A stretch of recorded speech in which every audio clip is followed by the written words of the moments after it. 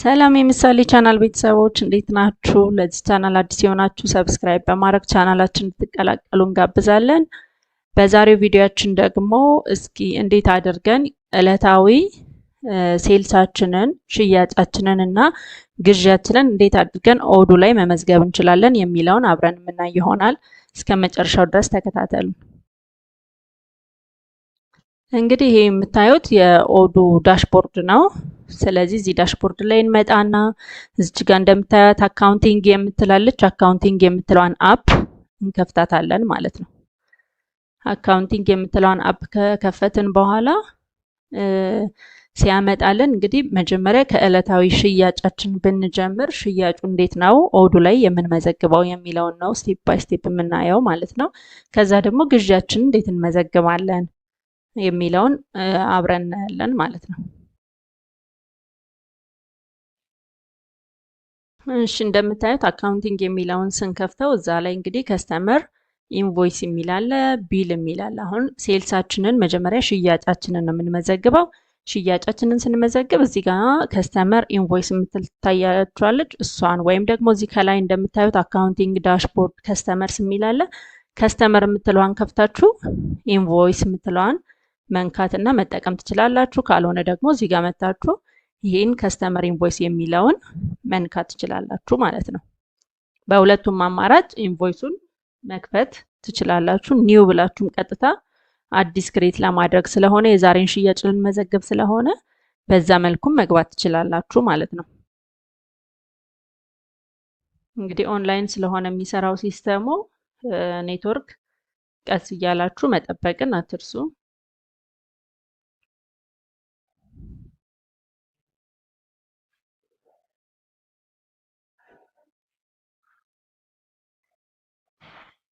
እሺ እንግዲህ ይሄን ከስተመር ኢንቮይስ የሚለውን ስትከፍቱት ከዚህ በፊት የመዘገባችሁት ኢንቮይስ እዚህ ጋር ይመጣል። ከዛ ውጪ ደግሞ አዲስ ነው አሁን የምንመዘግበው እንደተነጋገርነው። ስለዚህ እቺ ኒው የምትለዋን ትነኳታላችሁ ማለት ነው። ኒው የምትለዋን ስትነኳት እንግዲህ እዚህ ጋር ይመጣላችኋል። ከስተመር ኢንቮይስ ይላል፣ ድራፍት ይላል፣ ከስተመር የከስተመሩን ስም እዚህ ጋር ታስገባላችሁ። አድሬስ ካለ ዴሊቨሪ አድሬስ ይጻፋል። ቀን ታስገባላችሁ። ከዛ ዲው ዴት ካለው ዲው ዴት ታስገባላችሁ። ጆርናሉ ደግሞ ከስተመር ኢንቮይስ ነው። ያው እሱ ከስተመር ኢንቮይስ ነው። ከዛ እዚህ ጋር መታችሁ አድ እያላችሁ የምትሸጡትን ሽያጫችሁን ማስገባት ትችላላችሁ ማለት ነው። አሁን እዚህ ጋር ከስተመራችንን ማን እንበል? እዚህ ጋር ሰብለ የሚል አለ። ለሰብለ ነው የምንሸጠው ብለን ብናስብ ቀናችን መቼ ነው? ዛሬ ኦክቶበር 16 ነው። ኦክቶበር 16 እንላለን። ከዛ እዚህ ጋር እንመጣና አድ ላይን የምትለዋን ትነኳታላችሁ። አድ ላይን የምትለዋን ስትነኳት እንግዲህ እዚህ ጋር ያመጣልናል ማለት ነው። ፕሮዳክታችን ምንድነው፣ የምትሸጡት ነገር ምንድነው የሚለውን ማስገባት ይኖርባችኋል። ፕሮዳክታችሁን ታስገባላችሁ። አሁን ለምሳሌ ቡና ነው የምሸጠው ካልኩኝ ኢንካም አካውንቷን እዚህ ጋር እንመርጣታለን። ኢንካም ፍሮም ሴልስ ኦፍ ኮፊ ብዬ አስቀምጫለሁ። ስለዚህ ከዚህ የመጣ ገቢ የሚለው ገብቷል። ስንት ኳንቲቲ ነው፣ ስንት ብዛት ነው የምትሸጡት የሚለውን ደግሞ እዚህ ጋር ታስገባላችሁ። ለምሳሌ 1000 ኪሎ ግራም ነው የምንሸጠው ብለን ብናስብ ፕራይሱ ስንት ነው? ፕራይሳችሁን ታስገባላችሁ እዚህ ጋር በ1200 1000 ኪሎ ግራሙ በ1200 ብር ነው የምሸጠው ካልኩኝ ከዛ በኋላ ምንድነው የሚቀረን? ታክስ ደግሞ እዚህ ጋር ታስገባላችሁ ማለት ነው። ሎካሊ ከሆነ የምትሸጡት ያንን 15% ቫት ካላችሁ 15%፣ 0% ከሆነ 0% ታስገባላችሁ። ዊዞልድም ካላችሁ ዊዞልዳችሁን። አሁን እኛ ሽያጭ ስለሆነ ዊዞልዱን የሚቆርጥብን የሚገዛን ሰው ነው አይደለ? ስለዚህ ዊዞልድ አናስገባም። ቫቷን ግን እዚህ ጋር እናስቀምጣለን። እንደምታዩት ካልኩሌት አድርጎ አማውንቱን እዚህ ጋር ያመጣልናል ማለት ነው። እዚህ ጋር እንደምታዩት 1,200,000 አደረገው። 1000ን በዚህ አባስቶ ማለት ነው። ከዛ ከታች ይታያችኋል 1.2 የሚለው አለ። ከዛ ቫት 15% ደግሞ 180,000 አለብን። ቶታሉ 1,380,000 1,380,000 ነው ማለት ነው። ስለዚህ እንግዲህ ይሄንን ካወቃችሁ ይሄንን ክሬት ካደረጋችሁ በኋላ ምንድነው ወደ ምንድነው የምትሄዱት? ኮንፊርም ወደ ማለት ነው የምትሄዱት። እርግጠኛ ከሆናችሁ ይሄን ሽያጭ የቀን የዕለት ሽያጫችን ስለሆነ የምንመዘግበው ኮንፊርም ብለን እንወጣለን ማለት ነው። ኮንፊርም እንላለን። እዚህ ጋር እንደምታዩት ደግሞ ሌላ ምን አማራጭ አለ? ሴንድ ኢሜል መላክ ትችላላችሁ ለከስተመሮቻችሁ። ይሄንን ሪሲት ይሄን ፔመንት አይተው እንዲከፍሉ ከፈለጋችሁ ይሄንን ሴንድ የሚለውን ፕሪንት ከፈለጋችሁ ፕሪንት ብላችሁ ማስገባት ትችላላችሁ። ከዛ ልክ ከተከፈለ ደግሞ የተከፈለ ከሆነ ምንድነው የምንለው? ፔይ የምትለዋን እንነካታለን ማለት ነው። ከስተመሩ ኦልሬዲ በካሽም ይሁን ትራንስፈርም ይሁን ከፍሎን ከሆነ ከፍሎናል ለማለት ፔይ የምትለዋን እንነካታለን።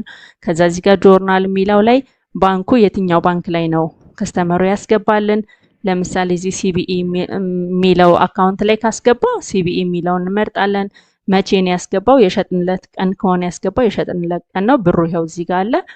ከዛ ክሬት ፔመንት ብለን ፔመንቱን ክሬት እናደርግለታለን ማለት ነው። አሁን ኢን ፔመንት አለ። ልክ ሪኮንሳይል ስናደርገው ምን ይልልናል? ፔድ ብሎ ያመጣልናል ማለት ነው። ስለዚህ ሽያጫችንን በዚህ መልኩ መመዝገብ እንችላለን ማለት ነው። ከዛ እንመለሳለን።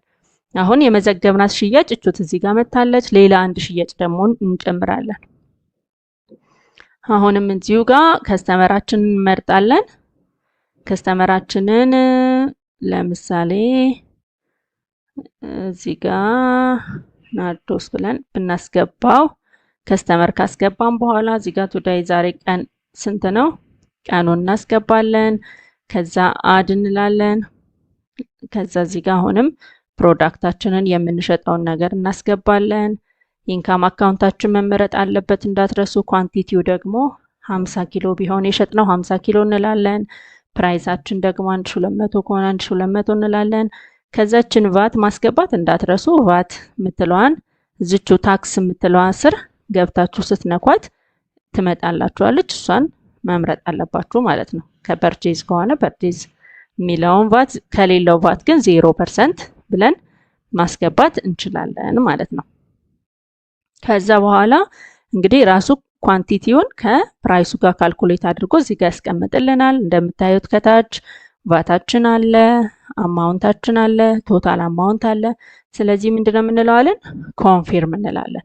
ኮንፊርም ካልም በኋላ እንደ ቅድሙ በኢሜይል መላክ እንችላለን፣ ፕሪንት ማድረግ እንችላለን። ከእንደገና ፔይ ብለን ከተከፈለን ገንዘቡ ከገባ ፔይ ብለን እሱን እናስገባለን ማለት ነው። ለምሳሌ በካሽ ከሆነ ይሄንን ይሰጡን ካሽ ነው። ካሽ ላይ እንዲቀመጥ እናደርገዋለን። 69000 በዚህ ቀን ለዚህ ኢንቮይስ ወይም ደግሞ ለዚህ የሴልስ ሽያጭ ቁጥር ይሄንን አምጥተናል ብለን ማስገባት ክሬት ፔመንት ብለን ፔመንቱን ክሬት ማድረግ እንችላለን ማለት ነው።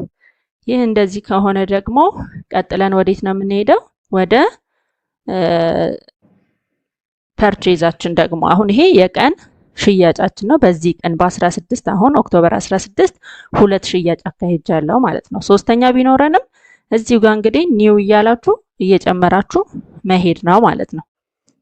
ይሄንን ይመስላል። ከዛ ወደ ማን ነው የምንሄደው ተባባልን? ወደ ግዣችን ደግሞ እንሄዳለን። ወደ ግዣችን እንግዲህ ስንሄድ አሁንም መልሰን ማን ጋር ነው የምንገባው አለን? አካውንቲንግ የሚለው አፕ ላይ ነው የምንገባው። አካውንቲንግ የሚለው ላይ ከገባን በኋላ አሁን ሽያጫችንን ለመመዝገብ ከስተመር ኢንቮይስ አለን አይደለ?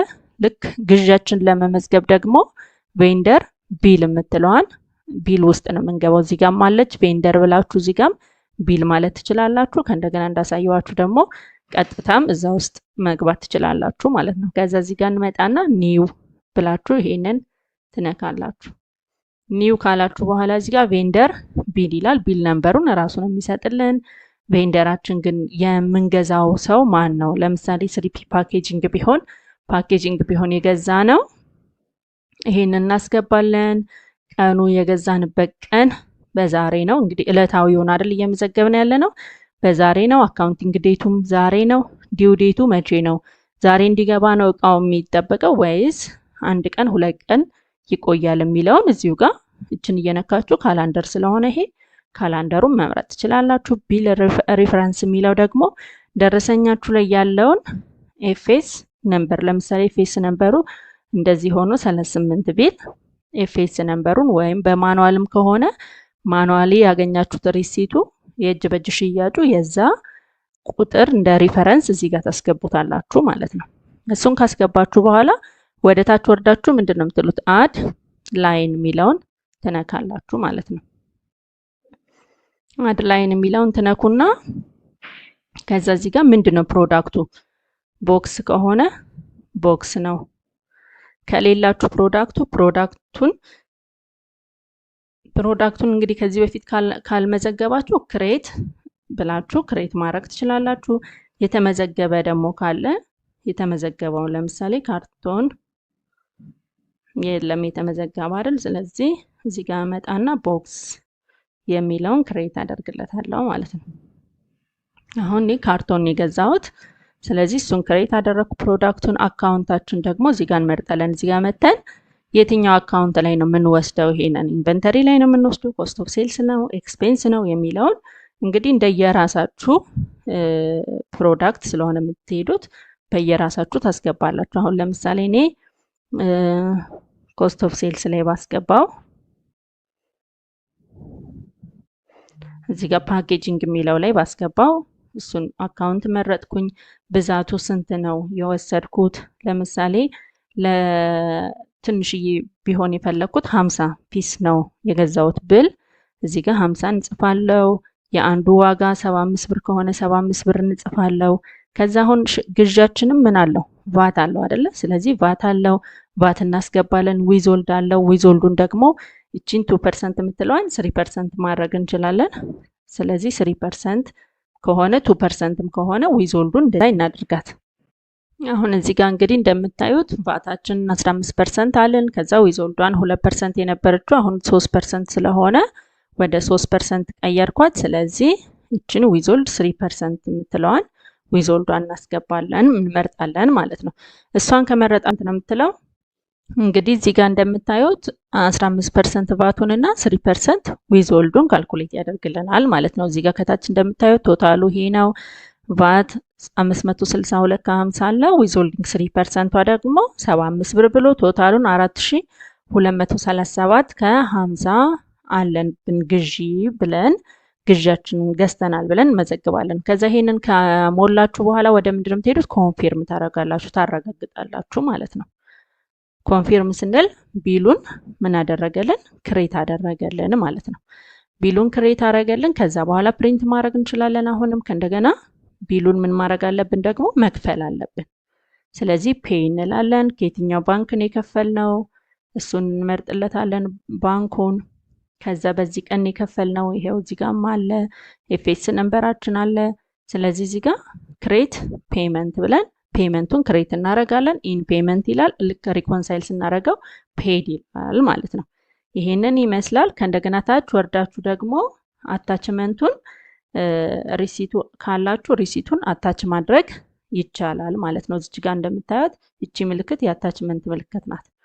አታች ብለን ኤክሴል እንትናችን ሪሲታችን ካለ ለምሳሌ ይሄ ሪሲት የዛ ሪሲት ከሆነ ያንን ሪሲት ወስደን እንደዚህ ማስገባትና አታችመንቷ እዚህ ጋር ትታያለች። ሪሲቱ እዚህ ጋር መታየት ይችላል ማለት ነው። እንግዲህ ይሄንን ካለን ሪሲታችሁ ግን ተመሳሳይ የራሱን ሪሲት መሆን አለበት። ከዛ እንመለሳለን። እስኪ ደግሞ ሌላ እንመዘግብለታለን ማለት ነው። አንድ ቢል መዝግበናል። ሁለተኛ ቢል ደግሞ ከእንደገና ቬንደር ቢል ብለን በአሁኑ መሰረት አንረሳ ቀናችን እንመርጣለን እንደዚህ። ከዛ በኋላ እዚህ ጋር መተን አድ ላይን ብለን ላይናችንን አድ እናረጋለን። ለምሳሌ ትራንስፖርቴሽን ሊሆን ይችላል፣ ዩቲሊቲ ሊሆን ይችላል። ስለዚህ ትራንስፖርት ከሆነ ትራንስፖርት፣ ሌላ ምን ማድረግ እንችላለን? ካር ሬንትም ከሆነ ካር ሬንት ብለን ማስገባት እንችላለን ፕሮዳክቱን ወይም የምንገዛውን ግዢ። ከዛ አካውንቱን እንመርጥለታለን። ፕሪፔድ ከሆነ ቀድመን የከፈልነው፣ አድቫንስ ከሆነ ቀድመን ከፍለናል ብለን መመዝገብ እንችላለን። ካልሆነ ደግሞ እንግዲህ መኪና ተከራይተናል፣ ስለዚህ ኤክስፔንስ አካውንታችን ላይ ሄደን ያንን ትራንስፖርት የሚለው ላይ ያንን እናስገባለን ማለት ነው። አሁን እዚህ ጋር እንግዲህ ትራንስፖርቴሽን ኤክስፔንስ የሚላለን እሷን ኤክስፔንስ አካውንት እንመርጥለታለን። እሷን ከመረጥን በኋላ ስንት ነው? አንድ ደረሰኝ ከሆነ ያለን አንድ ነው። ፕራይሱ ስንት ነው እንላለን። 20 ሺህ ብር ቢሆን የተከራየ ነው 20 ሺህ ብር እናስገባለን። ቫታችን እናስገባለን። ስለዚህ ሰርቪስ ከ10,000 በላይ ደግሞ ዊዞልድ ይደረጋል ብለናል። ስለዚህ አሁን እዚህ ጋር ደግሞ ዊዞልዳችንን 3% ካልኩሌት ማድረግ ይኖርብናል ማለት ነው። 3%ን ዊዞልድ እንመርጣለን። ቫትም አለ መኪና ኪራይ ስለሆነ ደረሰኝ ካለው ቦታ ከተከራየን በዚህ መልኩ ቶታሉ 20,000 ያለ ቫታችን 3,000 ያለች ዊዞልዳችን 600 አለች። አጠቃላይ የምንከፍለው 22,400 ነው ብለን እናስገባለን።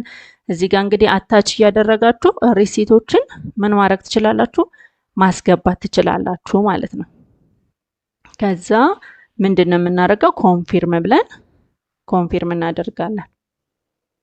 ኮንፊርም ካደረጋችሁ በኋላ የሚቀጥለው ስቴፕ ምንድነው? ፔይ ብሎ ክፍያውን መክፈል ነው። ስለዚህ አሁን ይሄን 20,000 ብር ደግሞ በምንድነው? በካሽ ከሆነ የከፈላችሁት በባንክ ከሆነ በባንክ፣ በካሽ ከሆነ ካሽ የምትለዋን እነካታለን። ከቅድሙ ከገቢያችን ከካሽ ላይ ከሆነ የነካ ነው ማለት ነው። ከዛ 22,400 ወይም አድቫንስ የተሰጠው ሰው ካለ የዛን ሰው ከወጣበት ባንክ የባንኩን አካውንት እናስገባለን። አሁን ከዚሁ ከሆነ የወጣው ከዚሁ አካውንት ነው የወጣው፣ በዚህ ቀን የወጣው ለዚህ ነው፣ ለዚህ ቁጥር ደረሰኝ ነው የወጣው ማለት ነው። ከዛ በኋላ ክሬት ፔመንት ብላችሁ ፔመንቱን ክሬት ማድረግ ትችላላችሁ ማለት ነው። ስለዚህ በዚህ መልክ እንግዲህ የየቀኑን ግዣችንንም የየቀኑ ሽያጫችንንም መመዝገብ እንችላለን። እንግዲህ በሚቀጥለው ቪዲዮአችን ደግሞ እንዴት አድርገን የቫት ታክስ ሰመሪያችን እንዴት እናወጣለን፣ ለሽያጭ ለግዢ ያወጣነውን ቫት ደግሞ እንዴት አድርገን ነው ሰመሪውን የምናወጣው የሚለውን አብረን የምናይ ይሆናል።